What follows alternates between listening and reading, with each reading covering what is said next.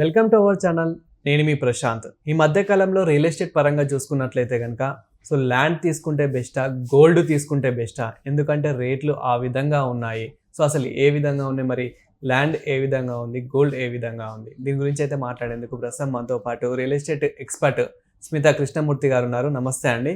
నమస్తే మేడం. ఏంటి మీరు అంటే రియల్ ఎస్టేట్ పరంగా ఇప్పుడు మనకి ల్యాండ్స్, ప్రాపర్టీస్ అన్నీ తగ్గిపోయాయి అంటారా, పెరిగాయి అంటారా? అంటే రేట్స్ అంటే చాలామంది గోల్డ్తో కంపేర్ చేస్తున్నారు. గోల్డ్ తీసుకుంటే బెస్టా ఈ రోజులలో, ల్యాండ్ తీసుకుంటే బెస్టా అని చెప్పేసి మీరేం సజెస్ట్ చేస్తారు? ఒక సామెత ఉంది, అదేంటంటే భూమి బంగారంతో ఈక్వల్ అంటారు. కాకపోతే ఇక్కడ భూమియా బంగారమా అని అడుగుతున్నారు మీరు. So if you give me a tie, భూమియా బంగారమా అంటే భూమి మనం ఎంతన్నా కొనుక్కోవచ్చు, కానీ బంగారం ఒక ఎక్స్టెంట్ వరకే కొనుక్కోవచ్చు. ఓకే, ఇప్పుడు భూమి ₹1 కోటి వర్త్ పెట్టి భూమి కొనుక్కున్నారనుకోండి, మీకు 4 or 5 పేపర్స్ రూపంలో డాక్యుమెంట్ వస్తుంది, అది మీరు దాచిపెట్టుకుంటారు. కానీ అదే మీరు ఒక 1 crore వర్త్ గోల్డ్ తీసుకుంటే ఎక్కడ దాచిపెట్టుకుంటారు? ఓకే, సో ఇప్పుడు ఒక్క ప్రాపర్టీ కాదు, మల్టిపుల్ ప్రాపర్టీస్లో ఇన్వెస్ట్ చేస్తూ ఉంటారు. సో అలాగా ఇప్పుడు గోల్డా భూమియా అని టైప్ పెడితే గోల్డ్ ఒక సర్టెన్ ఎక్స్టెంట్ వరకే మనం కొనొచ్చు. బియాండ్ దట్ ఆ గోల్డ్ని మనం ప్రిజర్వ్ చేయలేము. So to a certain extent వరకు మనకి క్విక్ లిక్విడేషన్, అంటే మనకి ఇవాళ రేపు మనకు 10 లక్షలు కావాలి అనుకోండి, ఇమీడియట్గా బ్యాంక్కి వెళ్తాము, ఒక గోల్డ్ లోన్ పెట్టేసుకుంటాం, మనకి ఇమీడియట్ క్యాష్ వచ్చేస్తుంది. సో దానికోసం మనం గోల్డ్ కొనుక్కొని పెట్టుకుంటాం. అంటే అదేంటంటే ఇమ్మీడియట్గా మనకు అదొక ఆపద్ బాంధవుడు లాగా అనమాట. అంటే స్పాట్ మనం ఒక్కళ్ళని అడిగి వాళ్ళు ఇస్తారో లేదో అనే టెన్షను, ఇస్తామని కొంతమంది మాట ఇస్తారు కానీ వాళ్ళు ఇవ్వరు. సో ఇంకోటి కొన్ని చోట నుంచి అరేంజ్ అయ్యి రావడానికి టైం పడుతుంది. So this is just an instant money అనమాట గోల్డ్ అంటే. అంటే గోల్డ్ ఉంటే నా దగ్గర ఒక 10 లక్షలు కావాలి అంటే గోల్డ్ లోన్ పెట్టేసుకుంటాను, తీసేసుకుంటాను. కానీ టు సర్టెన్ లిమిట్ వరకే మనం కూడా గోల్డ్ కొనవచ్చు. Beyond that you cannot buy gold.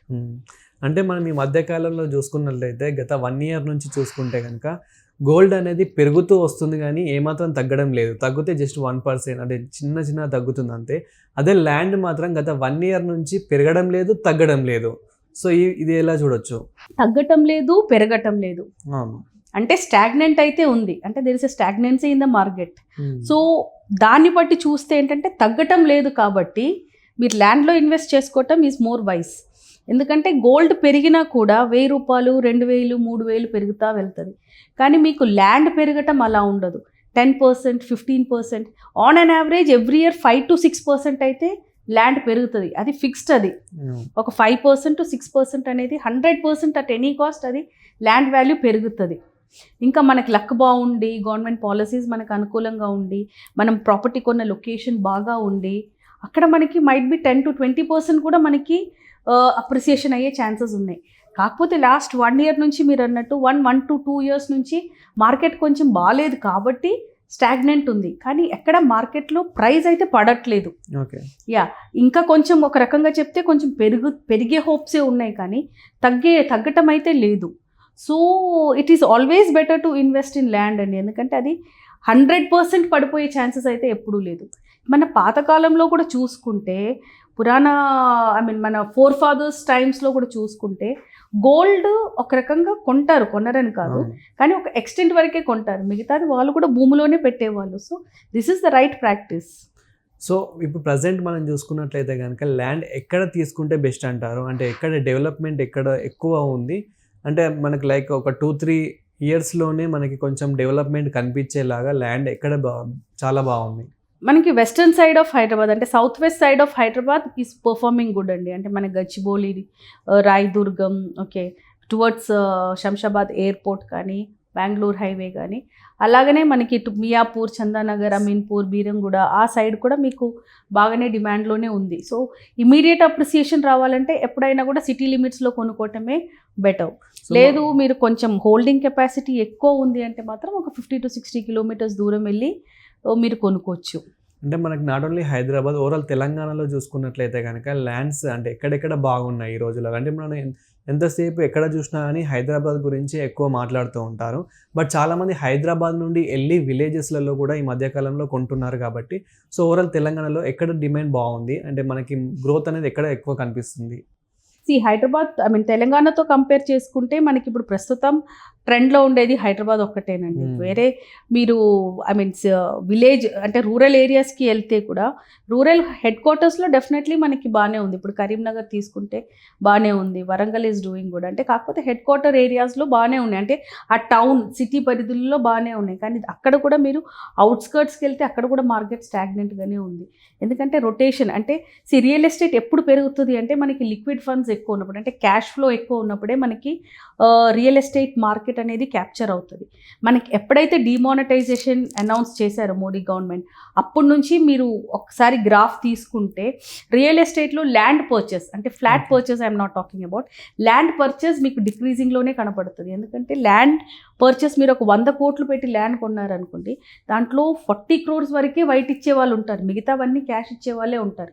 So ఈ క్యాష్ ఫ్లో ఎప్పుడైతే మనకి మార్కెట్లో తక్కువ అవ్వటం అవుతూ వస్తూ ఉందో అప్పటి నుంచి ఈ ల్యాండ్ కొనుక్కోవటం అనేది చాలా ఒక I mean to a certain extent అది డిక్రీజింగ్ ఫేజ్లోనే ఉంది. And that is the reason. ఇంకోటి డిజిటల్, ఇప్పుడు మనం డిజిటల్ గురించి మాట్లాడుతున్నాం. ఇప్పుడు ప్రతి కరెన్సీ మనం డిజిటల్లో కట్టేటట్టు ఉంటే దాని మీద ట్యాక్స్ ఎంత వస్తుంది, రిజిస్ట్రేషన్ వాల్యూ ఎంత పెరుగుతుంది. సో కొనే వాళ్ళు కూడా చాలా ఆలోచిస్తారు. సో పెద్ద ల్యాండ్ ట్రాన్సాక్షన్ అవ్వాలంటే that should be from big builders, అంటే ప్రీమియం బిల్డర్స్ దగ్గర నుంచి అవుతుంది. కానీ చిన్న బిల్డర్స్ అంటే చోటా మోటా బిల్డర్స్ అయితే మొత్తం మార్కెట్ నుంచి తప్పుతా వస్తూ ఉన్నారు. ఇంకొక 2 to 3 years మీరు ఆగితేగిన మాత్రం you will find clean wash off అయిపోతారు వీళ్ళంతా. Only the A1 builders or the prime builders will stay in the market construction ఇండస్ట్రీలో. ఇప్పుడు పరిస్థితి ఎలా ఉంది, ఇప్పుడు హైదరాబాద్ అనే కాదు, ఈవెన్ రిమోట్ ఏరియాస్, ఇప్పుడు మీరు తెలంగాణలో ఎక్కడైనా అడిగితే కూడా ప్రతి డిస్ట్రిక్ట్లో this is only is happening. ఇప్పుడు రంగారెడ్డి డిస్ట్రిక్ట్ చూసుకున్నా, మీరు మన కరీంనగర్ చూసుకున్నా, వరంగల్ చూసుకున్నా, ఎక్కడ చూసినా కూడా this is only is what is happening. అదేంటంటే ఆ సిటీలో, ఎందుకంటే అక్కడ జనాలు ఉంటున్నారు, అక్కడ యాక్టివిటీస్ ఉన్నాయి కాబట్టి అక్కడ గ్రోత్ ఉంది. కానీ కొంచెం దూరం వెళ్ళి ప్రాపర్టీస్లో ఇన్వెస్ట్ చేయాలి అంటే people are still thinking. And what about fourth city, future city? So హైదరాబాద్లో ఉన్నంత రేట్లే అక్కడ ఉన్నాయా, లేదంటే మనకి హైదరాబాద్ ఓఆర్ దాటినాక సో ఏ విధంగా అయితే ఉంటాయో ఆ విధంగా ఉన్నాయా? ఇప్పుడు ఫ్యూచర్ సిటీ అనేది it is new thing in the market. అవును. సో జనాలు కూడా చాలా హై హోప్స్తో వెయిటింగ్లో, అంటే వెయిట్ అండ్ వాచ్లో ఉన్నారు ఫోర్త్ సిటీ ఏంటి అనేది.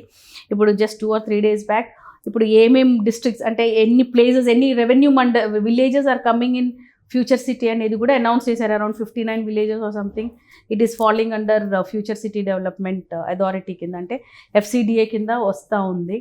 సో ఇప్పుడు ఏంటంటే ఈ విలేజెస్ని ఐడెంటిఫై చేశారు కాబట్టి ఇప్పుడు ఈ విలేజెస్కి ఎక్స్ట్రాగా ఏం గవర్నమెంట్ ఇస్తుంది అంటే డెవలప్మెంటల్ యాక్టివిటీస్లో, రిక్రియేషనల్ యాక్టివిటీస్లో, ఇన్ఫ్రాస్ట్రక్చరల్ గ్రోత్లో గవర్నమెంట్ ఏం అలొకేట్ చేస్తుంది అనేది ఇప్పుడు people have to wait and watch. కాకపోతే ఫ్యూచర్ సిటీ అనేది it's a new thing in the market కాబట్టి అది ఒక ఆప్షన్ కింద మనం పెట్టుకోవచ్చు. Thank you ma'am. Thank you.